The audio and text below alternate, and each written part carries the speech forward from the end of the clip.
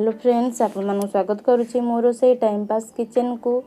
आज मुझे नहीं आसी बंधाकोबी चिंगुड़ीर एक टेस्टी रेसिपी। आशा करुच्ची आपको पसंद आसीबो। जदि मो वीडियो पसंद आसे ताकू लाइक और मो चैनल को सब्सक्राइब करने जमार भी भूलिए ना। और साइड रे बेल आइकन को दबे जहाँद्वारा सब वीडियो नोटिफिकेशन आपन पाखरे पहुँची पारिबो।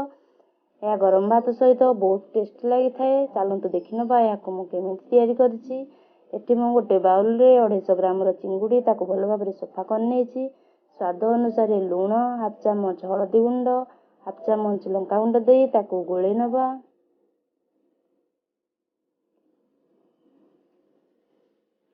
एबे गोटे पैन को गरम करदबा। सेथिरे 2 चामच तेल दे दबा।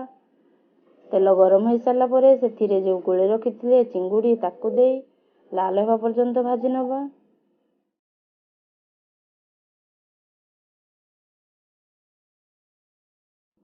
चिंगुड़ी को अलग पाखे साइड करी कड़ाई रे 1 चामच तेल दे देछि। तेल गरम हो सारा पर से फाड़े बंधाकोबी काटी रखी ताको दे देछि। गोटे आलू और फाड़े गाजर को मध्य दे देछि। देखो एठी मोर चिंगुड़ी रेडी हो जाइछि। एबे सेथिरे हाफ कप ग्रीन मटर दे देछि। एबे यहाँ को 2 मिनिट पाई मीडियम टू हाई फ्लेम रे भाजी नबा। बंधाकोबी को भाजवा द्वारा तार टेस्ट बढ़ी जाए थाए। आपण सेमिति कंचा मध्य करि परिबे किंतु ताको भाजिले तार टेस्ट भल आस्थाए।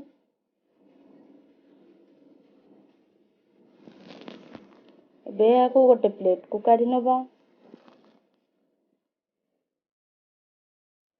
से कड़ाई रे 2 चामच पुणी थरे तेल दे देछि।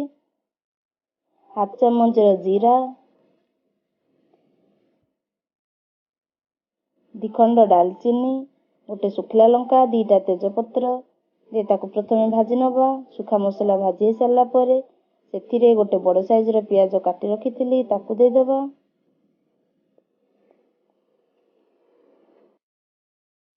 एठी हमर प्याज लाल हो गलानी। एबे सेथिरे गोटे बड़ चामच रो अदा रसुण रो पेस्ट दे दबा। एबे अदा रसुण पेस्ट को गोटे मिनिट पई भाजी नबा जेमति तार कंचा स्मेल पळै जिवो। एबे सेथिरे मु गोटे चामच लंका गुंड, हाफ चामच हळदी गुंड, हाफ चामच गरम मसला गुंड, स्वाद अनुसार लुण दे दबा। एबे ताको भल भाव रे कसी नबा। मसला न पड़िया पाई मु सेथिरे गोटे चामच किंबा 2 चामच रो पानी दे देछि।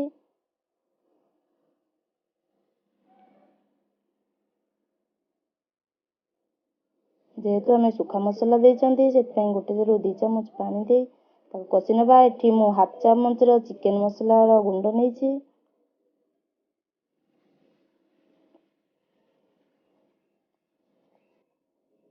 मसला को एमिति लो टू मीडियम फ्लेम रे 2 रु 3 मिनिट पर्यंत कवर करी करी कसी नेबे।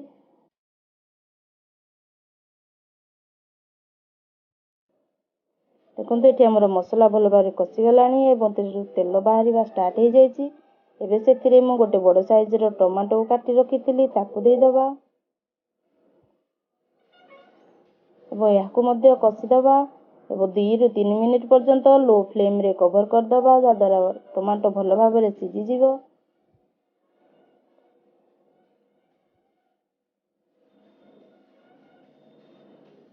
देखो ये आमर टमाटो सिझी गलानी एवं मसला मध्य तेल बाहरी सारी।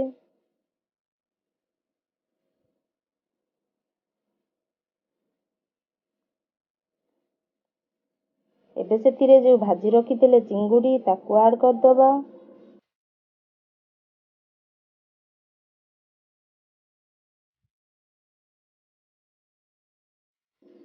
एबे जो बंधाकोबी को भाजी रखिथिले ताको मध्य दे दबा।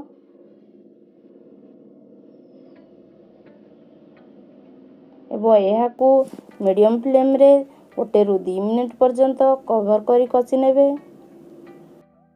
सब बेले तो आपण माने माछरे तैयारी करी खाउथिबे, थरे चिंगुड़ी रे तैयारी करी खांतु, देखिबे निश्चय भल लागिबो।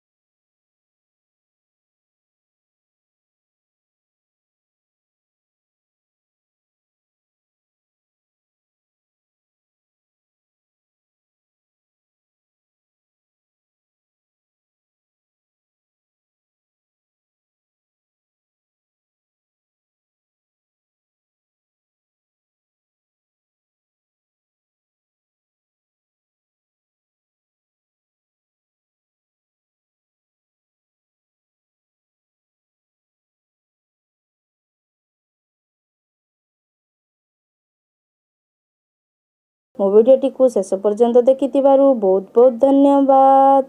पुणी देखा हेबो आउ एक नुआ रेसिपी रे।